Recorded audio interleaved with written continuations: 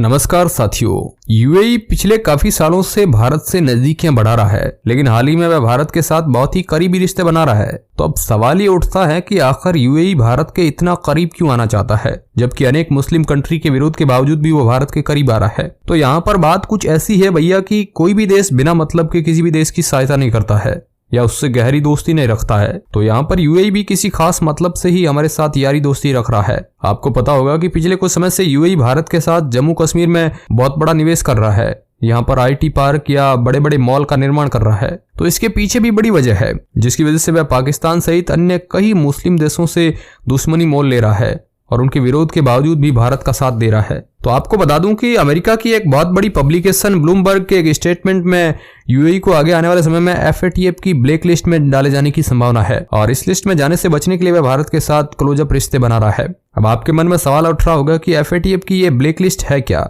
और इससे यूएई को क्या नुकसान होने वाला है। तो एफएटीएफ यानी फाइनेंशियल एक्शन टास्क फोर्स, ये एक अंतर्राष्ट्रीय वित्तीय कार्रवाई दल है जो पूरे विश्व के अंदर सभी देशों में कार्रवाई करता है, जिसके अनुसार कोई भी देश जो मनी लॉन्ड्री या काले धन को वैध बनाने से रोकने या फिर आतंकियों को धन मुहैया कराने से रोकने और हथियारों के प्रसार को रोकने के लिए नीति बनाने का कार्य करता है, जिसमें लिप्त पाए जाने वाले देश को इस एफएटीएफ की काली सूची में डाल दिया जाता है, यानी कि ब्लैक लिस्ट में डाल दिया जाता है। इसके बाद उस देश को अंतर्राष्ट्रीय वित्तीय संस्थानों जैसे कि आईएमएफ और विश्व बैंक से कोई भी ऋण या सहायता नहीं मिलती है और इस लिस्ट में शामिल होने के बाद उससे अन्य देशों के साथ वित्तीय डील करने में भी कई समस्याओं का सामना करना पड़ता है। काली सूची में लगभग 21 देश है, जिसमें पाकिस्तान भी शामिल है और अमेरिका की ब्लूमबर्ग पब्लिकेशन की रिपोर्ट के मुताबिक अब यूएई भी इस लिस्ट में शामिल हो सकता है, क्योंकि यूएई में टैक्स नहीं लगता है, जिसकी वजह से कई देशों के अमीर लोग अपना टैक्स बचाने का रास्ता यूएई को चुनते हैं, जिसकी वजह से सभी देश को टैक्स का नुकसान होता है। साथ ही अन्य कई तरीकों से मनी लॉन्ड्री का भी खतरा रहता है, जिसकी वजह से यूएई पर अभी सभी देश नाराज है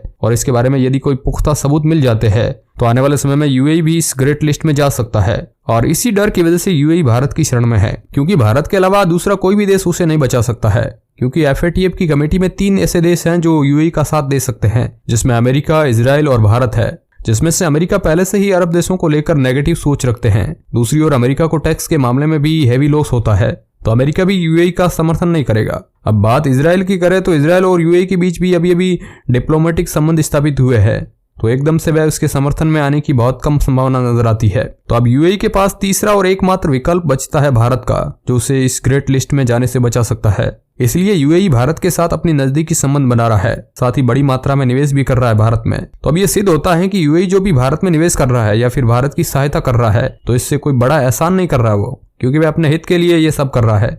साथ ही यदि वह भारत के अंदर निवेश करता है तो उसे भविष्य में बहुत बड़ा फायदा ही होगा, क्योंकि भारत एक बहुत बड़ा देश है, जिसके कारण उसके किए हुए हर निवेश में उसे बेनिफिट मिलेगा। खैर जो भी हो, भारत के लिए तो अच्छा ही है, साथ ही यूएई के लिए भी अच्छा है। मेरे इन विचारों पर आपकी क्या राय है, आप कमेंट बॉक्स में जरूर बताइएगा।